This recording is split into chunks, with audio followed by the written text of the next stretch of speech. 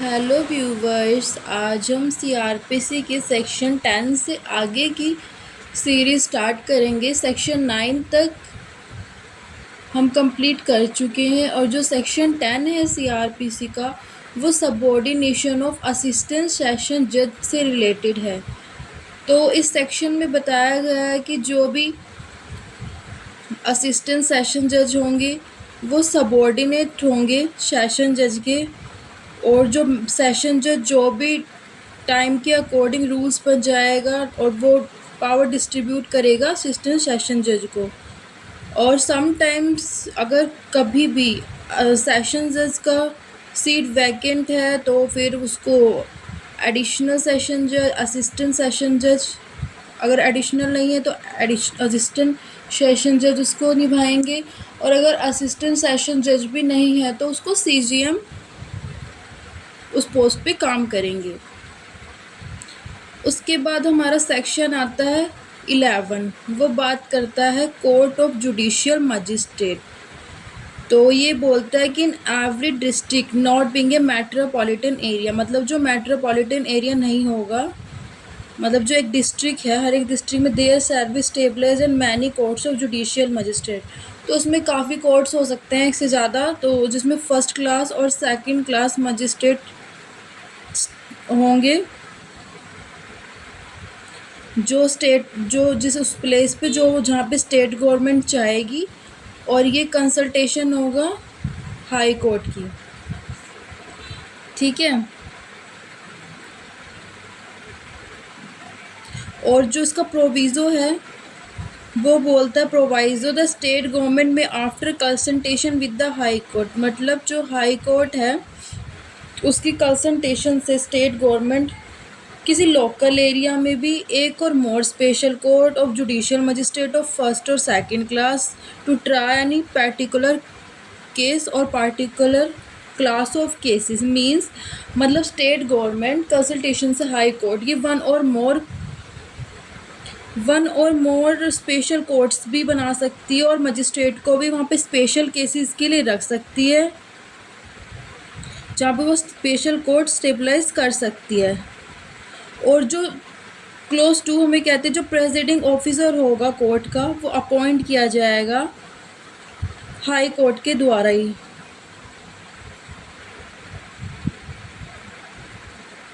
और जो high court है वो what is ever it appears to be expedient और necessary confer the power of judicial magistrate of first class of the second class.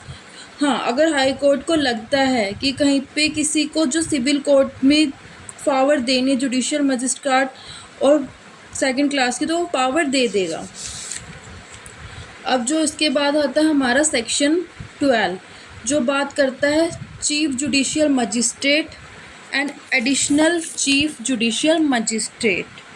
इसमें तो normally बताया गया है कि जो इन एवरी डिस्ट्रिक्ट वही सेम, जो मेट्रोपॉलिटन एरिया नहीं होगा, हाई कोर्ट शैल अपॉइंट है judicial magistrate of second first class to be the chief judicial magistrate, मतलब कि जो फर्स्ट क्लास मजिस्ट्रेट होते हैं ना उनको ही चीफ जुडिशियल मजिस्ट्रेट उनमें से ही अपॉइंट किया जाता है।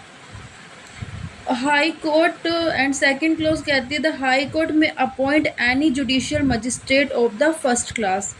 अगर हाई कोर्ट अपॉइंट करती है कोई जुडिशियल मजिस्ट्रेट फर्स्ट क्लास का to be an additional chief judicial magistrate and such magistrate shall have all और any of the power of chief judicial magistrate under this code. मतलब कि अगर high court कोई judicial magistrate appoint करती है first class का या additional chief judicial magistrate appoint करती है, उसको वही सारी पावर होती है सीजीएम वाली। ठीक है।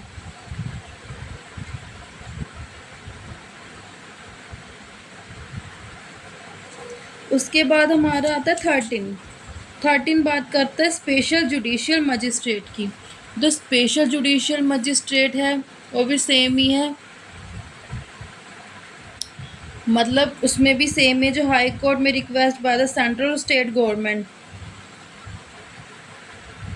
मतलब अगर जो सेंटर है और स्टेट गवर्नमेंट हाई कोर्ट को रिक्वेस्ट करते हैं कि आप स्पेशल जुडिशियल मजिस्ट्रेट अपॉइंट करो, वो तभी करेगी, और एक स्पेसिफिक केसेस के लिए होता है।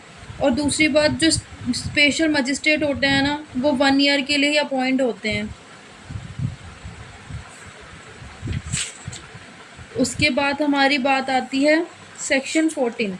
इसमें लोकल जुरिडिक्शन के बारे में बताया गया है, जिसका मतलब वैसे तो कंट्रोल तो हाई कोर्ट के अकॉर्डिंग होता है, लेकिन जो डिसाइड करता है ना लोकल जुरिडिक्शन ये सब, वो सीजीएम करता है। मेन कंट्रोल तो सेक्शन 14 बात करता है हमारा हाई कोर्ट के अकॉर्डिंग, लेकिन जो अंडर जिसके आता डिसाइड पर पावर सीजीएम की होती है, चीफ जुडिशियल मजिस्ट्रेट। उसके बाद हमारा सेक्शन आता है सेक्शन 15। सबऑर्डिनेशन बात करता है जुडिशियल मजिस्ट्रेट की। मीन्स कि कोई भी जो सीजीएम है, जो हमारा कोई भी चीफ जुडिशियल मजिस्ट्रेट है, वो सबऑर्डिनेट किसका है? वो सबऑर्डिनेट है कोर्ट ऑफ सेशन का। और जो हमारा सीजीएम है उसके सबऑर्डिनेट कौन कौन है? जुडिशियल मजिस्ट्रेट फर्स्ट क्लास और जुडिशियल मजिस्ट्रेट सेकंड क्लास। उसके बाद हमारा सेक्शन आता है 16। जो बात करता है वो बात करता है courts of metropolitan magistrate. Metropolitan magistrate के बारे में सेक्शन 16 डील करता है। ये बताता है कि इसमें भी वही सेम बात है कि in every metropolitan area there shall be stabilised as many court of metropolitan magistrate. किसी भी एरिया में काफ़ी को कुछ भी कोर्ट हो सकते हैं मेट्रोपॉलिटन मजिस्ट्रेट के any place in the state government after consultation with the high court. मतलब जो भी काम स्टेट गवर्नमेंट करेगी, इसमें एक बात आपको पॉइंट याद रखना है, वो हाई कोर्ट के कंसल्टेशन से ही करेगी, उसकी सहमति से ही करेगी। और जो भी कोर्ट का प्रेसिडिंग ऑफिसर होगा ना, उसको भी अपॉइंट हाई कोर्ट ही करेगी।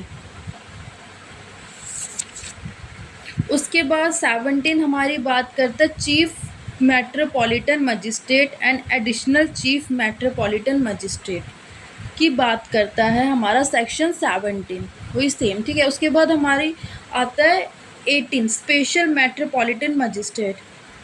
वही सेम कि जो स्टेट गवर्नमेंट या सेंट्रल गवर्नमेंट रिक्वेस्ट करेंगे हाई कोर्ट से कि उन्हें स्पेसिफिक किसी मैटर के लिए स्पेशल मेट्रोपॉलिटन मजिस्ट्रेट चाहिए, लेकिन इसका भी वही सेम है कि ये ना 1 ईयर तक ही होगा। और उसके बाद बात होती है सबऑर्डिनेशन की, section 19 subordination of metropolitan magistrate. तो इसमें भी साफ क्या दिया गया है कि जो चीफ मेट्रोपॉलिटन मजिस्ट्रेट है या फिर every additional chief metropolitan magistrate है, वो भी जो सबऑर्डिनेट है ना, ये भी सेशन जज के ही सबऑर्डिनेट होंगे। सिंपल सी बात। उसके बाद हमारा 20 जो बात करता है वो थोड़ा डिफरेंट है, उसको आप ध्यान से सुनिएगा। जो 20 है वो एग्जीक्यूटिव मजिस्ट्रेट की बात करता है, ठीक है, एग्जीक्यूटिव मजिस्ट्रेट की, जिसमें बात की गई है कि इन एवरी डिस्ट्रिक्ट, हर एक डिस्ट्रिक्ट में, and in every metropolitan area, और मेट्रोपॉलिटन एरिया में जो स्टेट गवर्नमेंट है वो अपॉइंट कर सकती है as many person as it thinks fit to be executive magistrate, ठीक है, वो अपॉइंट कर सकते हैं जिसको वो समझे executive magistrate, and shall appoint one of them to be the district magistrate. और उनमें से किसी को एक डिस्ट्रिक्ट मजिस्ट्रेट भी स्टेट गवर्नमेंट नियुक्त कर सकती है। ये पॉइंट, और पहले आपने अलग प्रोविजंस देखे, उसमें डीएम का कोई रोल नहीं था, बट आपने सेक्शन 20 में एग्जीक्यूटिव मजिस्ट्रेट में देखा कि डीएम का एक अलग से रोल है। और जो सब डिविजनल एरिया होंगे उनमें एसडीएम अपॉइंट किए जाएंगे, ठीक है। सेक्शन 20 ये इतनी ही बात करता है। उसके बाद हमारी बात आती है सेक्शन 21 की। जो सेक्शन 21 है वो स्पेशल एग्जीक्यूटिव मजिस्ट्रेट की बात करता है। उसको भी जो अपॉइंट किया जाता है उसको भी स्टेट गवर्नमेंट ही अपॉइंट करती है, उसमें भी वही सेम ही है, ठीक है। उसके बाद आता है 22 local jurisdiction of executive magistrate. Local jurisdiction की बात करती है,